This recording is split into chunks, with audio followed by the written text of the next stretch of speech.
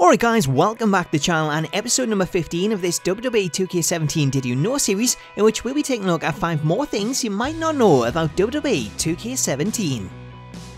Did you know there's a pop-up version of the Styles Clash included in WWE 2K17? This year seen 2K add a new catch-in and catapult finisher for Roman Reigns with a Superman punch, as well as a new catch-in and catapult Scorpion Deathlock for Sting in the recent 1.06 patch. But did you know there's also a catapult style pop-up Styles Clash included in the game? The move is set as Styles' ringside finisher by default and can be performed from either a stand-in or rebound position as your opponent runs towards you, with the move performed as a standard finisher when pressing triangle on PlayStation or Y on Xbox, instead of the need to first propel them into the air. Did you know Diesel has his own unique animation for lifting superstars from the mat? When it comes to lifting superstars up from the canvas by pressing up on the right trigger, this is the animation that the majority of the roster use. However, Diesel has his own animation that sees him lift opponents in his own unique fashion. It's Big Diesel. He's gonna go for yes. He's got him up. Previously in the series, we featured some of the entrance breakout attack cutscenes that play when the referee calls the match off in singles matches, such as the ringside clothesline at the bottom of the ramp, throwing your opponent at the barricade or the announce tables when stood at any other side of the ring, or a cutscene that takes place on the stage where you perform a suplex. But did you know there's also additional cutscenes that take place following tag team breakouts? The first cutscene takes place when performing a sneak attack and sees both teams fighting it out on the stage before one gets the upper hand, with the second one taking place at ringside, in which the dominant team are seen in the ring with their opponents attempting to enter before then deciding to back off.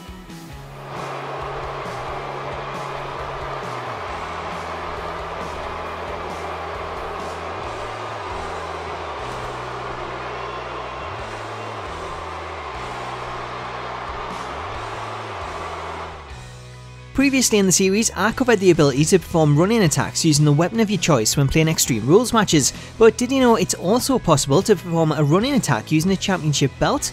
This one comes from Alistair YC, who reveals you can also run in on your opponent with a championship title if your selected superstar is a champion.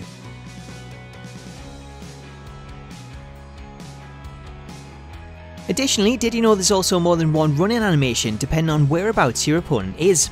Should you run in when your opponent is on the stage, then you'll get the standard run-in animation which says you walk up behind your opponent.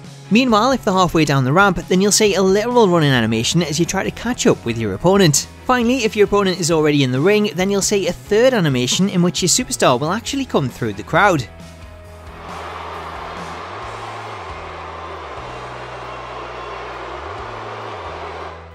Did you know it's possible to use table finishers from the ring to the outside on the ladder that's bridged between the apron and the barricade? This one comes from Jackmaster, who reveals you can use the newly added table finishers that can be assigned in Create Moveset to send your opponent over the top rope and onto the ladder bridge if you first place a table close enough to it.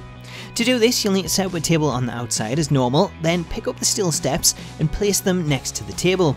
At this point, you want to run into the steps, which should cause them to move and push the table in the process. So doing this, you want to push the table as close to the ladder bridge as possible. Then once you've done it, head back into the ring and place your opponent into the rope or the apron position, which, if you've managed to push the table close enough to the ladder, should then allow you to perform a special table move using the grapple button, which would lead to some pretty epic moments.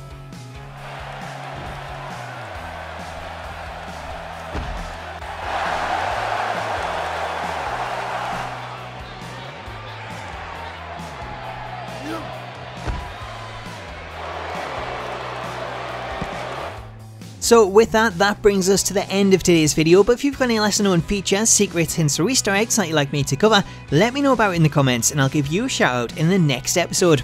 Also, let me know your thoughts in the comments on all of today's features, as well as how many you knew, and if you enjoyed the video, I would love it if you could drop it a like to show your support, and if you're new to the channel, make sure to subscribe and hit the bell notification icon so that you can be notified whenever a new episode is released. As always though, until next time, have yourself an awesome day, and I'll catch you later.